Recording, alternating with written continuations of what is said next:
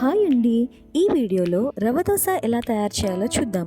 ముందుగా ఒక measurement cup తీసుకొని 1 కప్ బొంబాయి రవ్వ, అలాగే 1 కప్ బియ్యపిండి తీసుకోండి.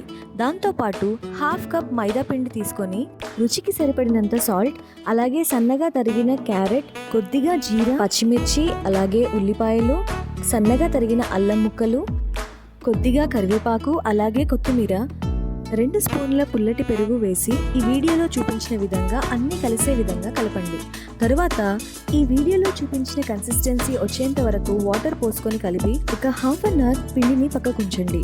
తరువాత ఒక ప్యాన్ తీసుకొని ప్యాన్ వేడైన తర్వాత ఈ వీడియోలో చూపించిన విధంగా గంటెతో పిండిని ప్యాన్ మొత్తం సరిపోయే విధంగా వేయండి. తరువాత ఒకవైపు రోస్ట్ అయిన తర్వాత మరొక వైపు తిప్పుకొని రోస్ట్ చేసుకున్నట్లయితే రవ్వ దోశ రెడీ. అల్లం చట్నీతో కానీ కొబ్బరి చట్నీతో సర్వ్ చేసుకుంటే చాలా టేస్టీగా ఉంటుంది.